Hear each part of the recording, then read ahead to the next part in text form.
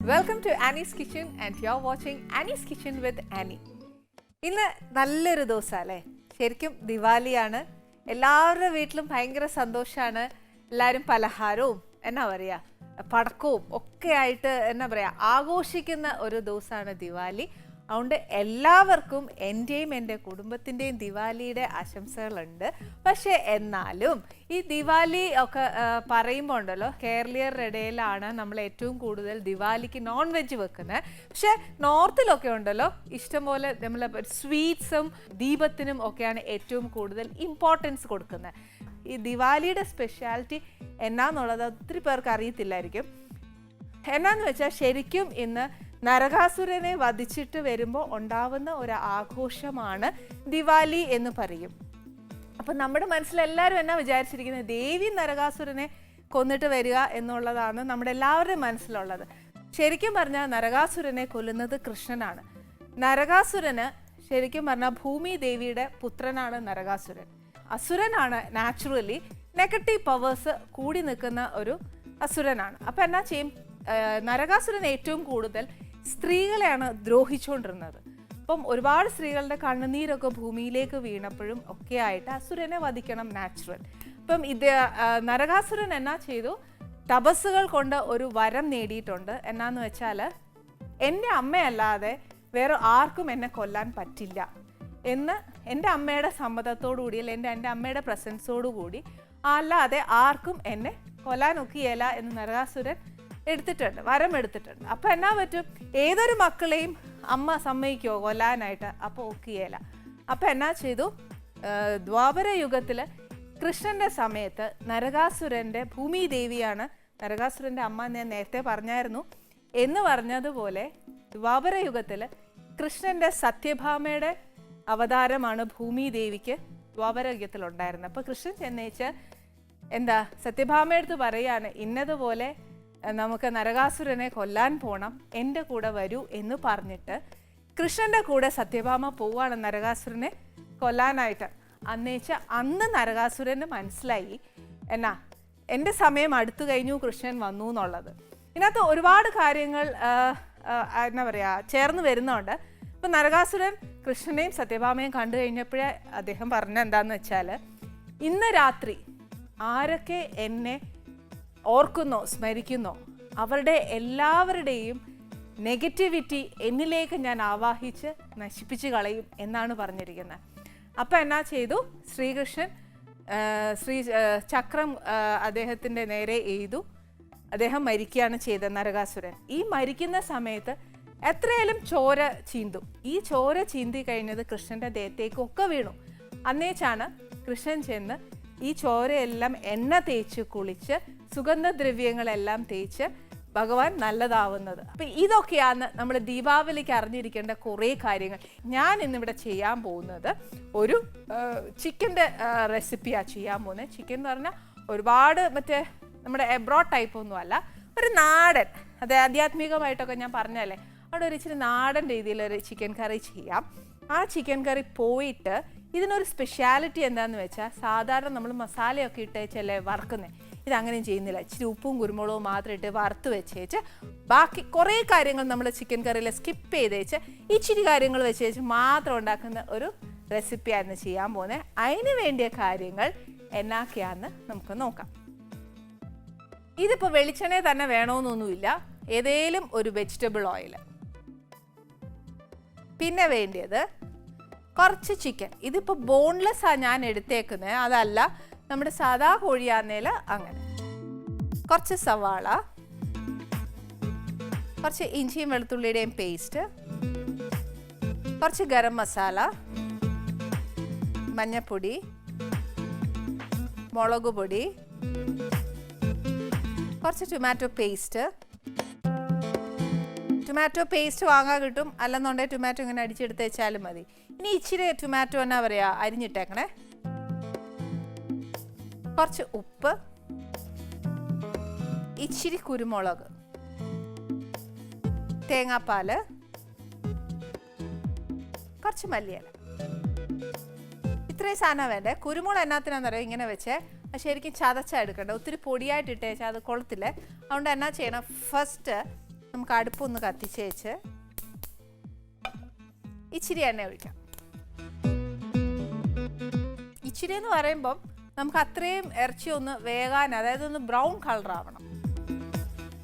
ഡീപ്പല്ല, എന്നാൽ ഒരു ഇച്ചിരി എണ്ണ ആ ഒരു കഷ്ണം ഒന്ന് മുങ്ങാനും വേണ്ടിയിട്ട് ഒരു ഹാഫ് മുങ്ങോ അല്ലെങ്കിൽ ഒരു കാലായിട്ട് മുങ്ങോ അങ്ങനെ ചെയ്തേച്ചാലും മതി.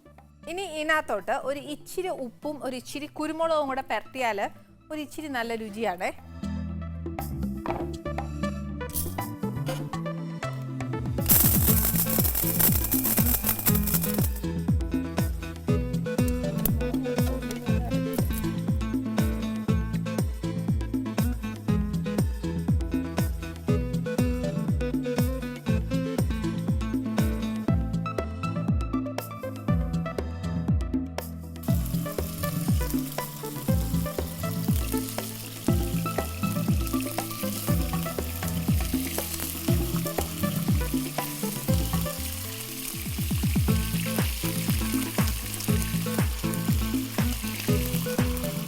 ചിക്കൻ ഒരു ഇച്ചിരി ഇതേപോലെ ഒരു ഇച്ചിരി ബ്രൗൺ കളർ ആവണേ, രണ്ട് സൈഡും.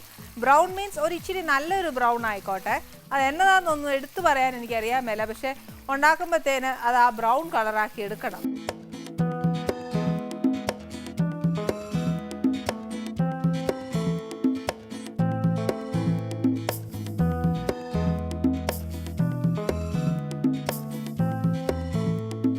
നോക്കൂ, ഇത് ഇച്ചിരി ബ്രൗൺ ആയി തുടങ്ങി. അതായത് ആ പരുവം നിങ്ങളെ കാണിച്ചു തന്നില്ല എന്നുണ്ടെങ്കിൽ എന്നാന്നോ അത് ആ പരുവം തെറ്റിപ്പോവുകയല്ലേ. ഞാൻ ഇന്ന പോലെ വറക്കാൻ പറഞ്ഞു, എന്നുവെച്ചാൽ അത്രയും പോലും ഒത്തില്ല, ഇനിയിപ്പോൾ എന്നതാ ചെയ്യുന്നത് എന്നൊക്കെ ചോദിച്ചേച്ച് ഒരു 100 ചോദ്യം നമ്മുടെ മുന്നേ വരും. അതുകൊണ്ടാണ് ഞാൻ ആ ഒരു പരുവം കാണിച്ചു തരാമെന്ന് വിചാരിച്ചത്. വേണ്ടേ, ഒരു നല്ലൊരു ബ്രൗൺ ആണ് ഇത്. ഈ ബ്രൗൺ കാണാൻ തന്നെ ഒരു വൃത്തിയായി. ഇതിനകത്തുണ്ടല്ലോ ഇങ്ങനെ ചിക്കൻ അങ്ങോട്ട് വറുത്തേച്ച് നമ്മുടെ ഒരു വൈറ്റ് സോസ് ഇല്ലേ, നമ്മളെപ്പോഴും ഉണ്ടാക്കുമല്ലോ പാസ്തയ്ക്കും ഒക്കെ ആയിട്ടൊരു വൈറ്റ് സോസ് ഉണ്ടാക്കത്തില്ലേ, അതിനകത്തോട്ട് ഈ ചിക്കൻ ഒന്ന് ഇട്ടേച്ച് ഒന്ന് കഴിച്ചു നോക്കി. എന്നാ ടേസ്റ്റാന്ന് പറയുക. ഇച്ചിരി പാസ്തയും കൂടെ ഒന്ന് പുഴുങ്ങി ഇട്ടേച്ചാൽ മതി. അന്നേരം ചെയ്യുമ്പം ഇതേപോലെ ചെയ്യാവുള്ളൂ, ഇത്രയും വറക്കാൻ പാടുള്ളേ. വേണ്ട, ഞാൻ ഇനിയിപ്പോൾ ഇതിനെ ഇങ്ങോട്ട് അങ്ങ് കോരുക.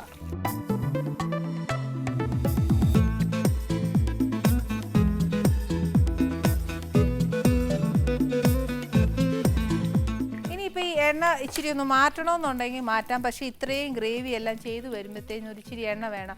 അഥവാ ഇനി നമ്മൾ കറി എല്ലാം ഉണ്ടാക്കി വെച്ച് ഒരിച്ചിരി തെളിഞ്ഞ് വരുവാന്നേൽ നമ്മൾ അന്നേരം ഇച്ചിരി സ്പൂൺ വെച്ച് ഊറ്റി കളഞ്ഞേച്ചാൽ മതി. പക്ഷേ ആ ഇറച്ചി വറുത്ത് അതിൻ്റെ സ്റ്റോക്കൊക്കെ ഇറങ്ങി നല്ലതായിട്ട് ആ ഇറച്ചിയുടെ ഒരു ഫ്ലേവറൊക്കെ വന്ന എണ്ണയാണ്, അതൊന്ന് മാറ്റി കഴിഞ്ഞാൽ അതിൻ്റെ സ്വാദങ്ങ് കുറയും. അന്നേരം എന്നാ അറിയോ, കൂടുതൽ നമ്മുടെ എണ്ണ സംസാരിക്കുന്നതിന് മുമ്പ് തന്നെ അതിനകത്തോട്ട് ഒരു ഇച്ചിരി ഉള്ളി ഇട്ടേക്കട്ടെ. ഈ ഉള്ളി അങ്ങോട്ട് ഇട്ടേച്ച് ഇനി നമുക്ക് വർത്താനം പറയാം. അപ്പം എണ്ണ അധികം വർത്താനം പറയുമല്ലോ. ഈ ഉള്ളിയുടെ കൂട്ടത്തിൽ തന്നെ ഒരു ഇച്ചിരി ഇഞ്ചിയും വെളുത്തുള്ളിയും കൂടെ അരിഞ്ഞു വെച്ചതായാലും കുഴപ്പമില്ല, അതല്ല പേസ്റ്റ് ആണേലും കുഴപ്പമില്ല, അതല്ല ചതച്ചതാണേലും കുഴപ്പമില്ല.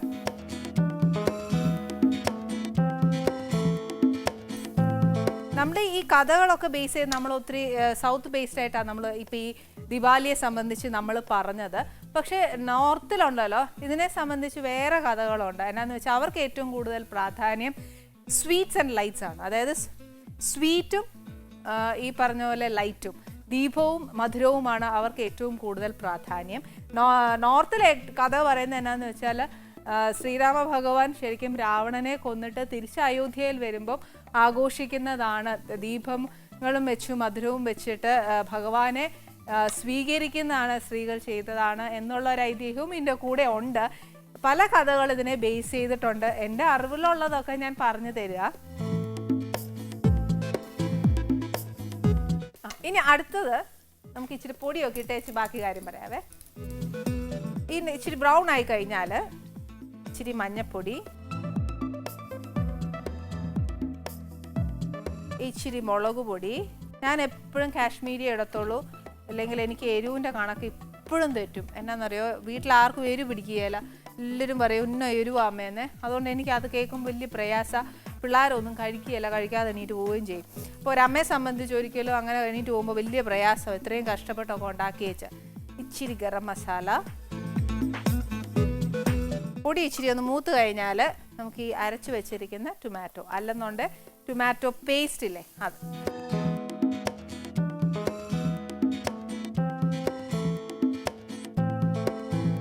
ഇതൊരിച്ചിരി മൂത്ത എണ്ണയൊക്കെ ഒന്ന് തെളിഞ്ഞ് വരണം. ഇറച്ചി ഇട്ടപ്പോഴത്തേന് നമ്മൾ ഇച്ചിരി ഉപ്പ് ഇട്ടുള്ളൂ. പിന്നെ ഒത്തിരി ഗ്രേവി ഇല്ല, എന്നാലും ഒരു ഇച്ചിരി ആ ഗ്രേവിക്ക് വേണ്ടിയിട്ടുള്ള ഉപ്പ്.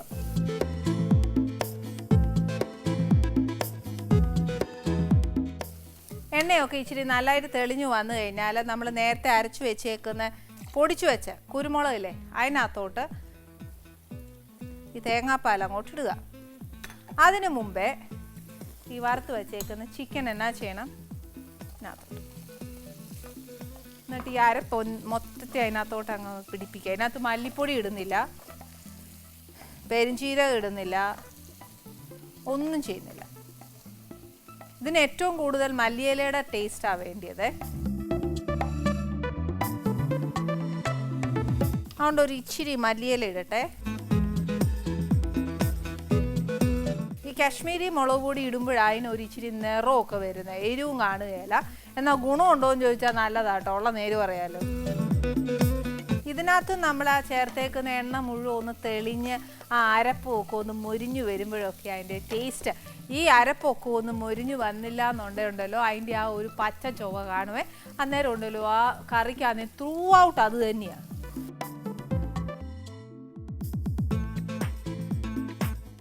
ഈ അരപ്പെല്ലാം ഒരു ഇച്ചിരി നല്ലതായിട്ട് മൂത്ത് കഴിഞ്ഞാൽ ഞാൻ പറഞ്ഞില്ലേ നമ്മൾ നേരത്തെ ആക്കി വെച്ച തീ ഇച്ചിരി നല്ലോണം കുറച്ച് വെച്ച് ആ തേങ്ങാപ്പാലിനകത്തോട്ട് ഒഴിക്കണം. ഇത് ആക്ച്വലി ഒരു പെരണ്ട് വരുന്ന കറിയാണേ, അതല്ല. ഒരു ഇച്ചിരി ഗ്രേവി വേണമെന്ന് തോന്നുവാന്നേൽ നമ്മുടെ കയ്യിലുള്ള പോലെ ഇച്ചിരി കട്ടിപ്പാൽ കൂടുതൽ വേണമെന്നുണ്ടെങ്കിൽ അങ്ങനെ ചേർത്തു. പക്ഷെ നമുക്ക് എല്ലാവർക്കും അറിയാം, നേരത്തെ ഞാൻ ആ ചിക്കൻ ഒന്ന് വറുത്തെടുത്തതേ ഉള്ളൂ. ഈ പറഞ്ഞ പോലെ അത്രയും വേവൊന്നും ആയിട്ടില്ല. അന്നേരം ഒരു ഇച്ചിരി വേവാനും കൂടെ ഇട്ട് ഇച്ചിരി വെള്ളം ഒഴിച്ചേച്ച് ഉപ്പിട്ടിട്ടുണ്ട്, ഇറച്ചിക്കകത്തും ഉണ്ട്, നമ്മൾ ഗ്രേവിക്കകത്തും ഇട്ടിട്ടുണ്ട്. അത് നോക്കി വെച്ച് നമ്മൾ ചേർത്താൽ മതി. ഇപ്പം ഈ ടൊമാറ്റോ ചേർക്കുവാണെങ്കിൽ അതും ഇതിൻ്റെ കൂടെ അങ്ങ് അലിഞ്ഞു പോകും. പക്ഷെ ഇത് കാണണ്ടായോ? അന്നേരം എന്നാ ചെയ്യണം, ചിക്കൻ ഒരു പകുതി വെന്തതിന് ശേഷം ചേർത്താൽ മതി. പക്ഷേ ഇപ്പം ഞാൻ എന്നാ ചെയ്യാം, നിങ്ങൾക്ക് അത് മനസ്സിലാകാൻ വേണ്ടിയിട്ട്, അല്ലെ ആ സമയം അങ്ങോട്ടും ഇങ്ങോട്ടും വല്ലതും പോവുകയാന്നേൽ, ഇത് കണ്ടുകൊണ്ടിരിക്കുന്ന നേരത്തെ അങ്ങോട്ടും ഇങ്ങോട്ടും പോവുകയാന്നേൽ അയ്യോ ആ തക്കാളി എപ്പോഴാണ് ചേർത്തതെന്ന് ചോദിച്ചാൽ അതൊരു കൺഫ്യൂഷൻ ആക്കണ്ട, നിങ്ങളിപ്പോൾ തന്നെ ചേർത്തു. അന്നേരം എന്നാ ചെയ്യണമെന്നറിയോ, വാങ്ങാൻ നേരം ഉണ്ടല്ലോ ഇതിനെ ആ ബാക്കി തക്കാളിയും കൂടെ ഇതിൻ്റെ കൂടെ അങ്ങ് ചേർത്തേക്കുക. മല്ലിയില ഇച്ചിരി സ്വാദ് മുന്നേ നിൽക്കുന്ന ഒരു കറിയായത് നമുക്കറിയാം. നമ്മൾ ഈ തമിഴ്നാട്ടിലൊക്കെ ചെല്ലുമ്പോൾ അവർക്ക് ഏറ്റവും കൂടുതൽ കറിവേപ്പിലയെക്കാട്ടിലും ഇഷ്ടം എന്നെപ്പോലെ മല്ലിയിലയോടാണ് ഇഷ്ടം കൂടുതൽ. അന്നേരം അവർ ഏറ്റവും കൂടുതൽ മല്ലിയില ഉപയോഗിക്കുന്നത്. അതുകൊണ്ട് നമ്മളിതിന് മല്ലിയില ഏറ്റവും കൂടുതൽ ഉപയോഗിച്ചേക്കുന്നത്. ഉപ്പ് മാത്രം അത് ഇച്ചിരി ഒന്ന് വെന്ത് കഴിഞ്ഞ് വെച്ചാൽ ഇറച്ചിയിൽ എന്തോരം പിടിച്ചിട്ടുണ്ട് അല്ലെങ്കിൽ കറിയിൽ എന്തോരം ഉണ്ടോ നമുക്ക് അറിയത്തില്ല. വെന്ത് കഴിഞ്ഞാലേ അറിയത്തുള്ളൂ. ഇത് അപ്പത്തിൻ്റെ കൂടെ നല്ലതാ, ചപ്പാത്തിയുടെ കൂടെ നല്ലതാ, പ്ലെയിൻ റൈസിൻ്റെ കൂടെ നല്ലതാ. ഇതിപ്പോൾ ഏതിനൂടെ കഴിക്കണോ, നമ്മുടെ വീട്ടിൽ ഇപ്പോൾ എന്നാ ഉണ്ടോ അതിൻ്റെ കൂട്ടത്തിൽ കഴിച്ചോ. എന്തായാലും ഒരു കാര്യം ചെയ്യാം, ഒരു ബ്രേക്കിന് ശേഷം